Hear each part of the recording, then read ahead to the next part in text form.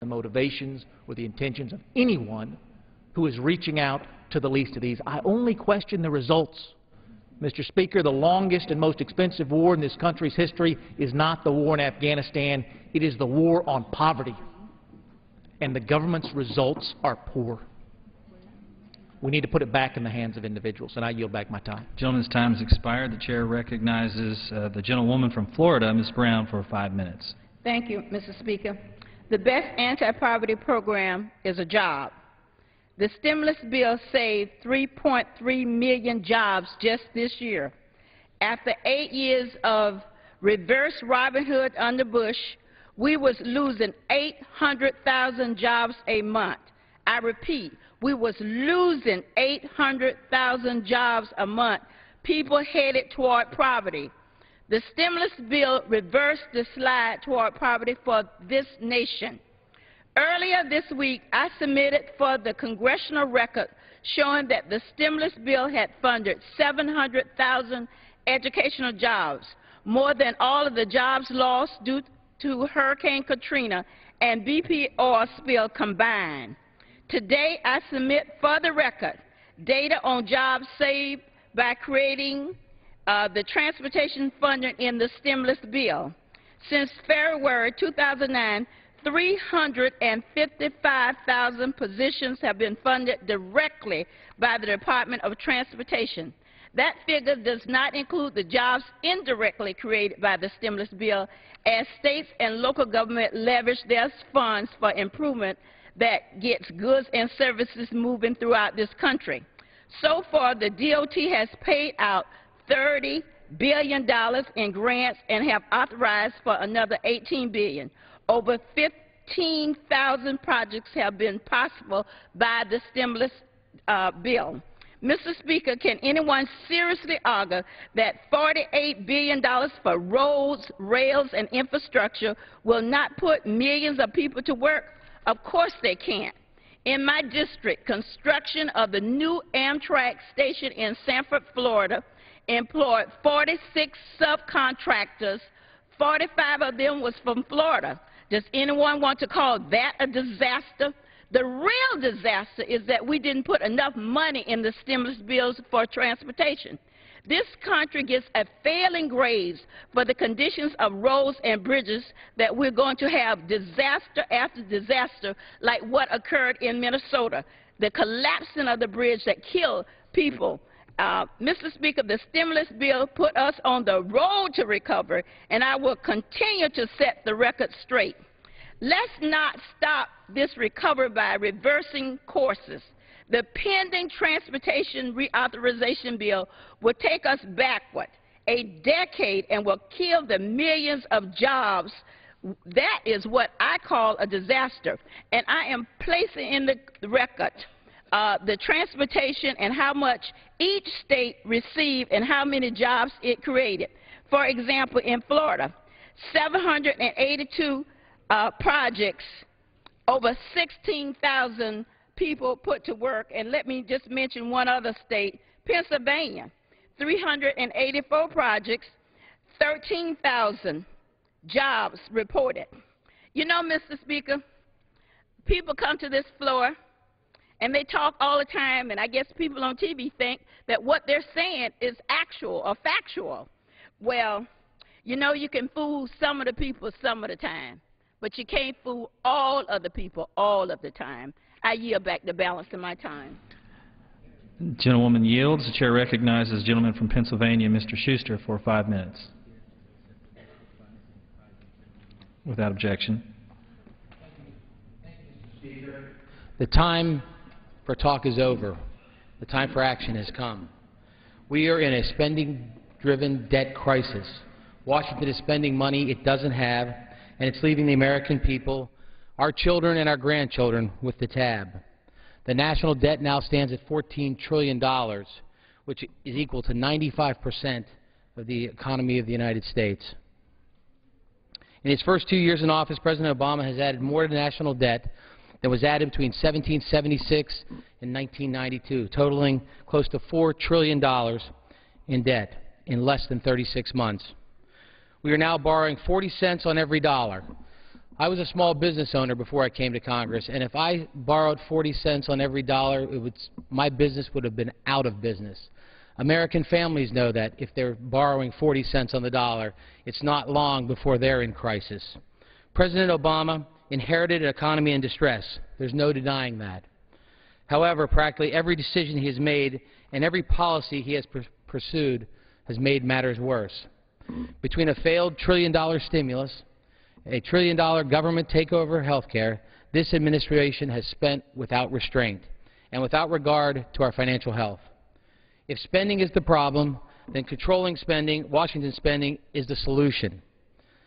My colleagues stand on the House floor and talk about increasing revenues by raising taxes. But history tells us a different story. We can raise revenues by lowering tax rates. President Kennedy did it in the 60s, President Reagan did it in the 80s, and even President Bush in 2000, when he lowered tax rates, what happened was not a decrease in revenues to the federal government, but an increase. In fact, in 2000, after the 2001, 2, and 3 tax cuts, we had record revenues in the federal government. Our problem is spending.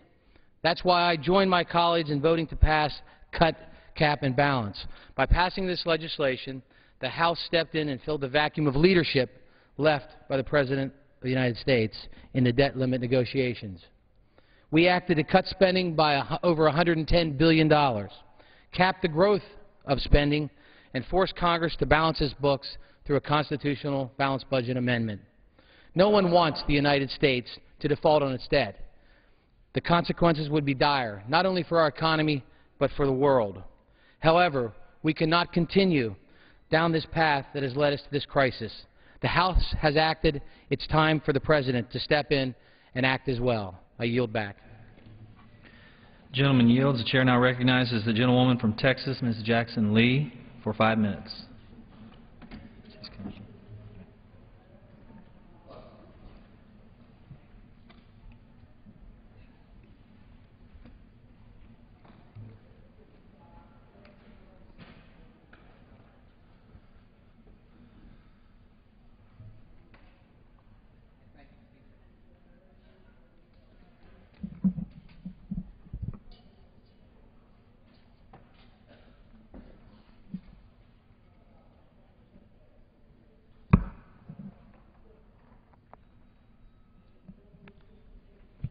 I'd like to particularly thank the Out of Poverty Caucus, Congresswoman Lee, Towns, and Conyers, Honda, and a number of other members who have joined that caucus, and all of us who are here on the floor who are members of that caucus, and who believe that this could not be a more important time.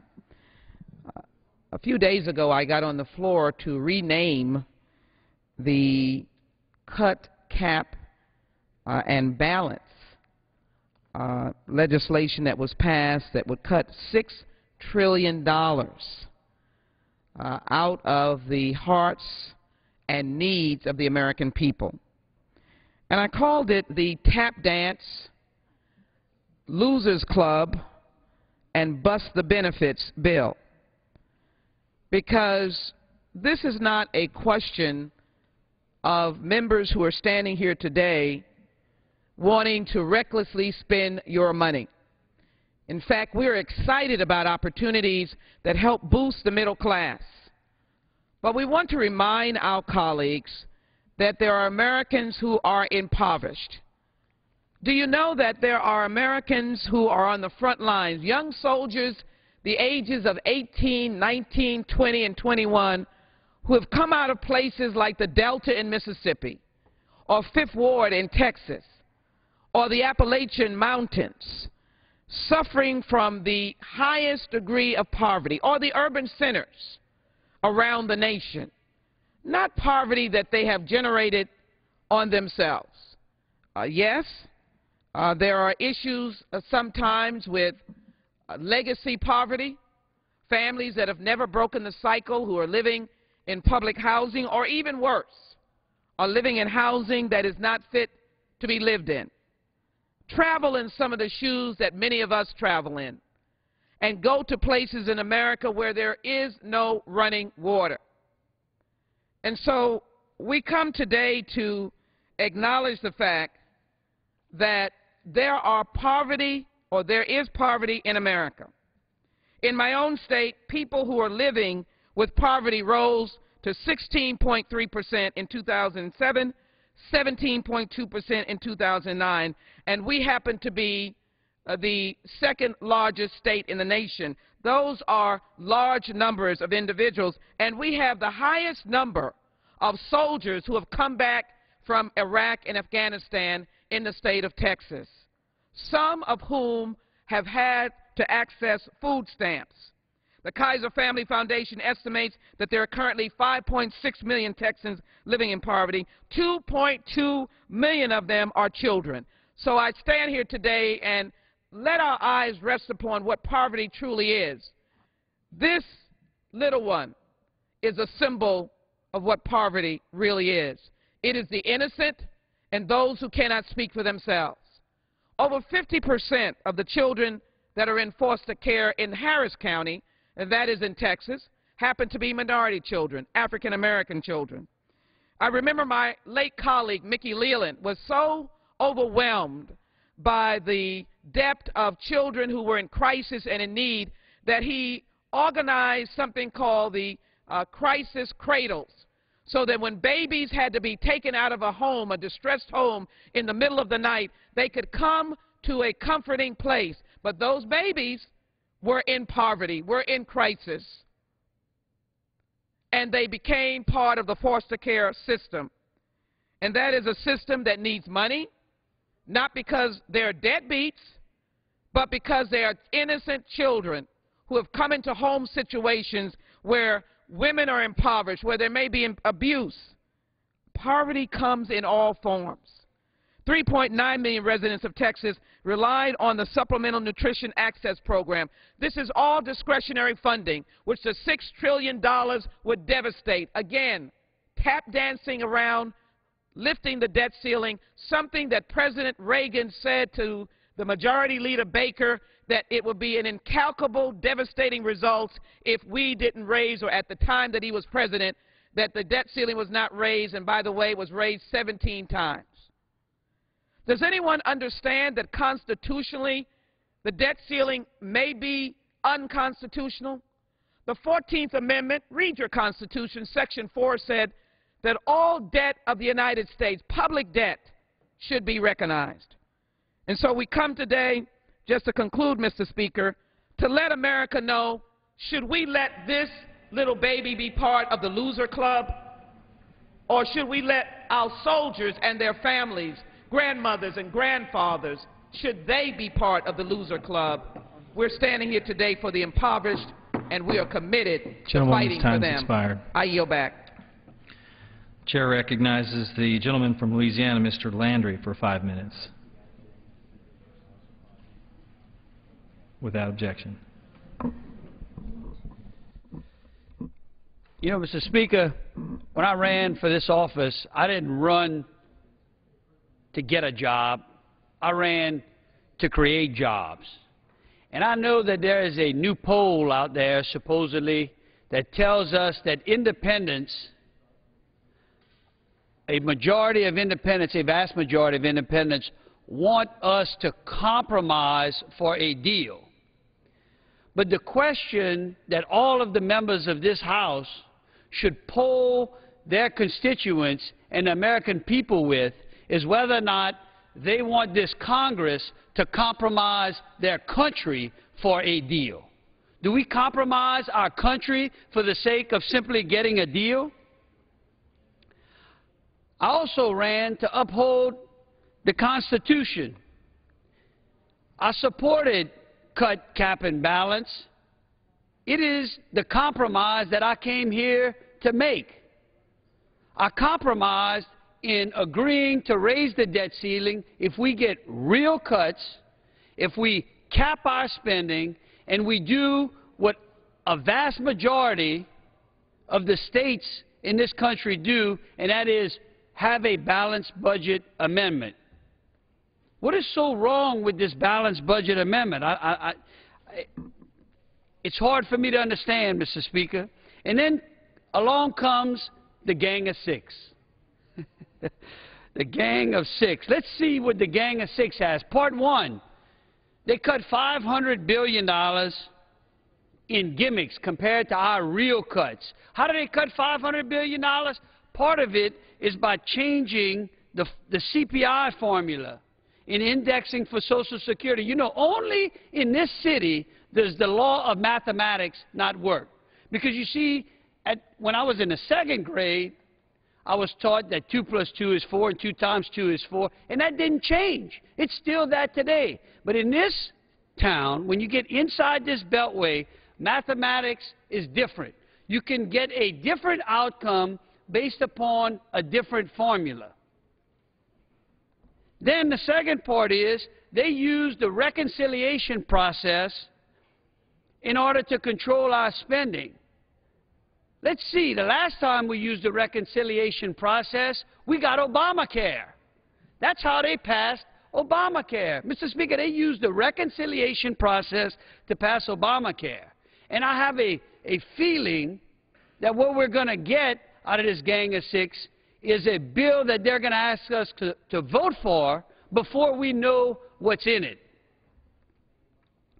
Thirdly, if through this reconciliation process they come out with the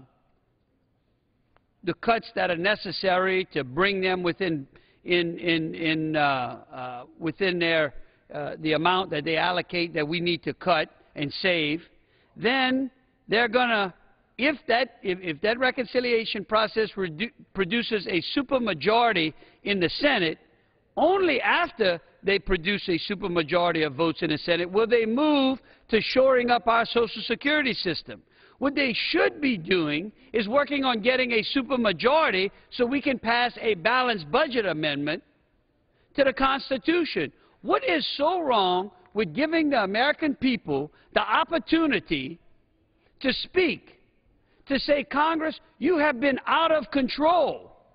You need to balance your books like all of the American families in this country do. In closing, I want to warn our members in this chamber that the Gang of Six proposal cedes the power of the House to the Senate. Now, I came here to uphold that Constitution. The power of the purse, Article 1, Section 5, Clause 1, gives the power of the purse to this House. Regardless of whether you are a Democrat or a Republican, you should care about that. Those committees in the Senate should not be dealing with our tax laws, or they should only deal with them after we have had a chance to send it to them. This is what the American people demand. They demand that our Constitution work. And for it to work, revenue and spending starts here in the House. Let's not cede the power of the House over to the Senate. Thank you, Mr. Speaker. I yield back the balance. Gentleman yields. Chair will receive a message. Mr. Speaker, a message from the Senate. Mr. Speaker, Madam Secretary. I have been directed by the Senate to inform the House that the Senate has passed with an amendment, H.R. 2055, an act making appropriations for military construction, the Department of Veterans Affairs, and related agencies for the fiscal year ending September 30th, 2012. The Chair recognizes the gentleman from Indiana, Mr. Carson, for 2 minutes. Thank you, Mr. Speaker. You know, Mr. Speaker, it is very easy for some members of Congress to blindly advocate across-the-board cuts to our investments in people. But I join those today to ask my colleagues to open their eyes to what these cuts really mean. They aren't abstract numbers for the many people living in poverty. They mean lives irreparably damaged and critical opportunities lost. My home state, the great Hoosier state of Indiana, suffers from an average unemployment rate of 10%. Among veterans, that number is higher. And for wounded vets and others with physical limitations, the numbers are staggeringly higher. As a result of these economic times, Mr. Speaker, more families live in poverty, and rely critically on your and my help. Valuable health care, education, housing, and job training programs are necessary to provide them with the tools for survival. At this time, Mr. Speaker, when most of our communities are struggling to recover, we must not turn our backs on the people who are trying to overcome extreme poverty. I ask my colleagues to remember these vulnerable Americans. They're not burdens. They're our children, our working mothers, our police officers, our firefighters, our neighbors, our vets. They are our fellow Americans. I yield back, Mr. Speaker. Gentleman yields. The chair recognizes the gentleman from Colorado, Mr. Kaufman, for 5 minutes. Thank you, Mr. Chairman. Request unanimous consent to address the House and revise and extend my remarks. Without objection. Mr. Speaker, today I rise to honor a soldier who made the ultimate sacrifice and laid down his life for our freedoms. United States Army Sergeant Nathan Ryan Byers. Sergeant Byers, a 2006 graduate of Thunder Ridge High School in Highlands Ranch, Colorado, volunteered to serve in the Idaho Army National Guard. In the Army, he served with the 145th Brigade Support Battalion of the 116th Cavalry Heavy Brigade Combat Team. He deployed with his unit in support of Operation New Dawn in Iraq. On July 7, 2011, he gave his life in the line of duty on a convoy security mission. Nathan is remembered not only for his heroics on the battlefield, but for the tremendous impact he had on his family, friends, and community. He was absolutely devoted to his family and his fellow soldiers.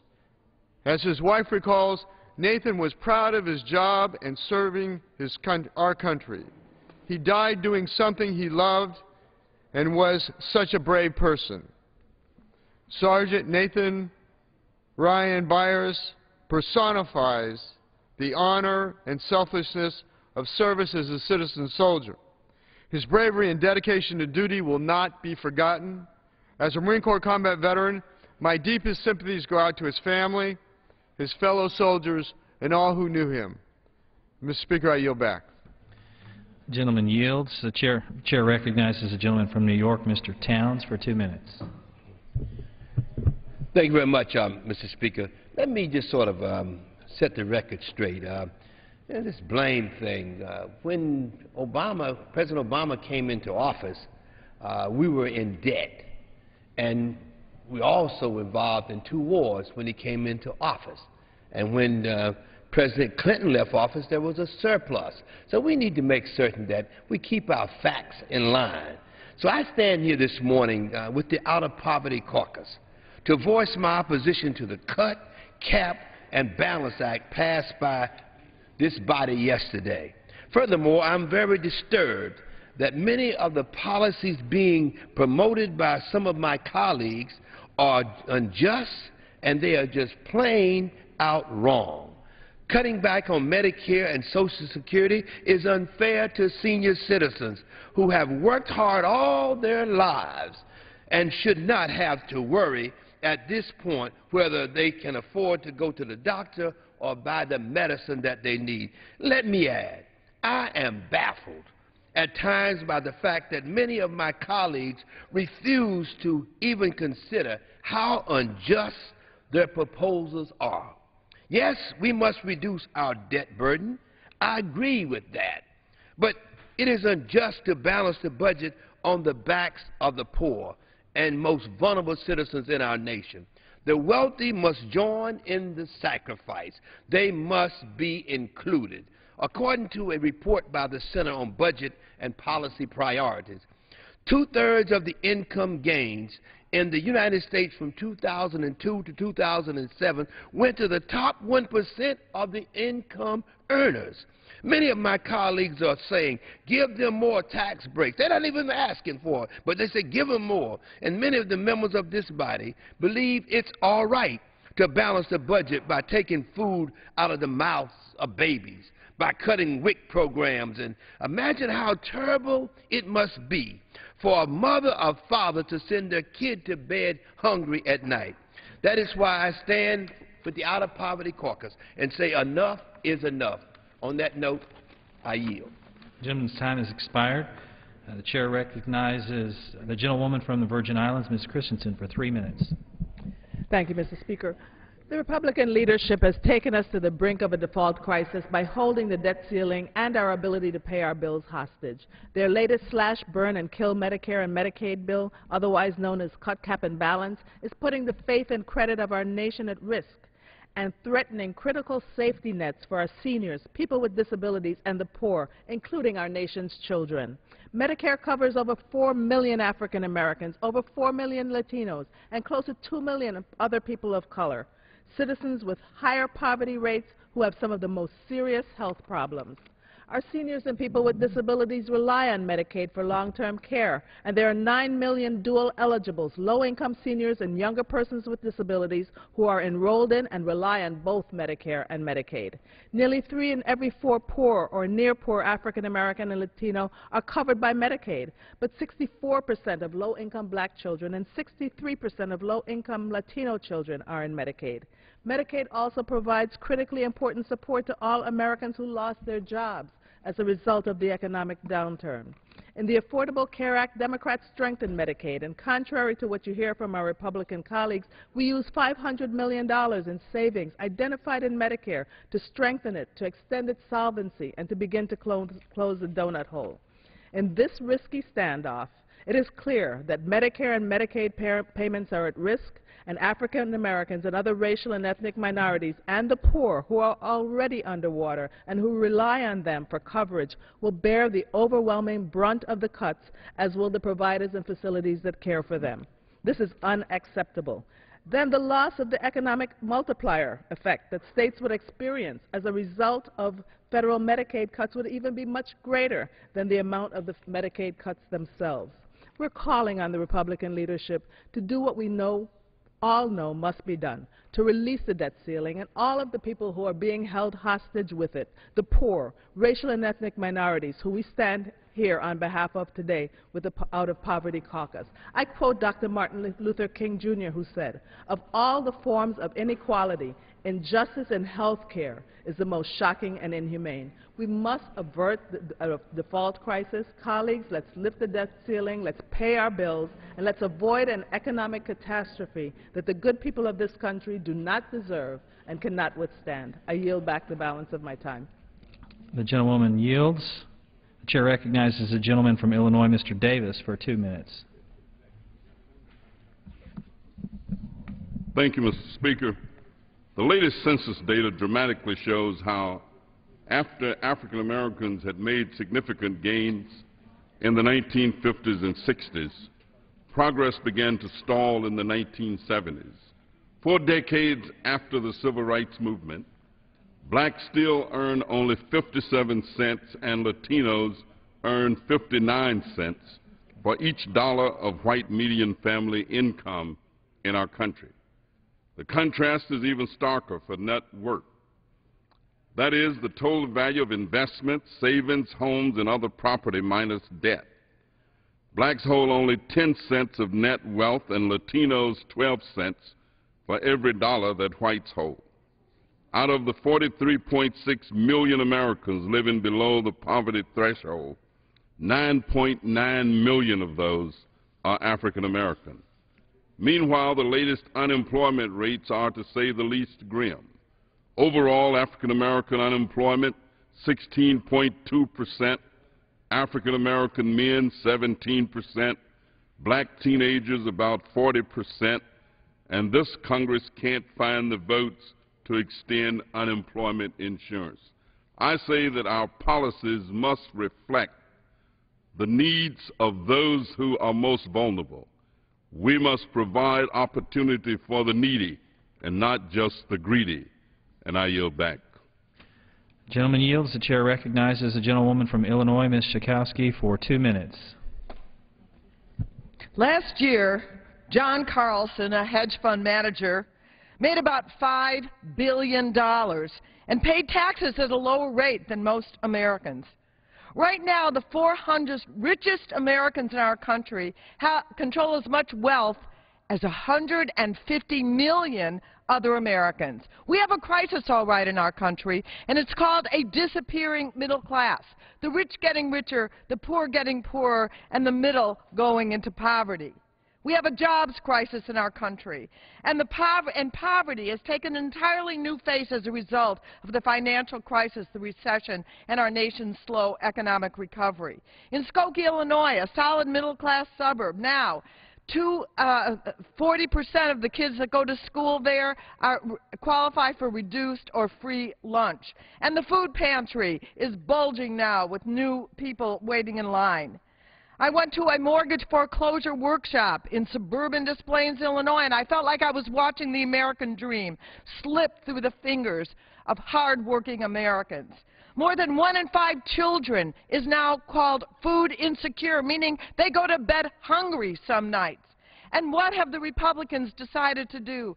They decided to cut the programs that will help those people. That's how they want to reduce the deficit. They passed a bill called the Cut, Cap, and Balance Bill. And it cuts, and it caps, and it balances. Cuts Medicare. It caps Medicaid, and it balances the budget on the backs of the seniors and the poor. And the WIC program that takes food out of the mouths of hungry children. There is something very wrong and very un-American with the Republican proposal that makes it easier to cut Medicare than to cut subsidies for oil and gas companies, easier to cut Social Security than to ask for 1 penny more for the billionaires like John Carlson, and easier to cut subsidies for food for little children than to cut subsidies for corporate jets. I heard from a woman who lives on $1,023 a month. That's her Social Security. And she doesn't have enough money to make it through the month and often goes hungry. Is this right in the richest country in the world? We can reduce our debt, but not on the backs of the middle class that are coming poor and those who are already poor. And I yield back. Gentlewoman's time has expired. The chair recognizes the gentleman from Georgia, Mr. Johnson, for 3 minutes. Thank you. Thank you, Mr. Speaker. According to the latest figures available, an estimated 43.5 million Americans are living in poverty. Ladies and gentlemen, that's more than the entire state of California. Unbelievable. Communities of color continue to be disproportionately affected by poverty. The national unemployment rate is 9.2%. In my home state of Georgia, it's even higher at 9.8%. With millions of Americans in poverty and a high unemployment rate, you would think the Congress would do what it was elected to do, which is to create jobs and pass legislation that spurs economic growth. But in the past 7 months, the Republican majority has not moved one single jobs bill. Instead, this House majority is pushing bills through that take away grandma's Social Security check, dismantle the Affordable Care Act that would provide health care to millions of uninsured Americans, and cut a first-generation college students' Pell Grants. They want to crash our economy by ignoring the need to raise the debt ceiling and ignoring the catastrophe that would occur if we don't. Instead of bringing us an opportunity and the American dream, the Republican majority gives us cut, cap, and kill. Kill Medicare, Social Security, Medicaid. Those are the prisoners who are awaiting execution. It's really about crash, slash, and trash. Staying committed to safety net programs in health, education, housing, and employment is both a moral and an economic responsibility that we cannot ignore.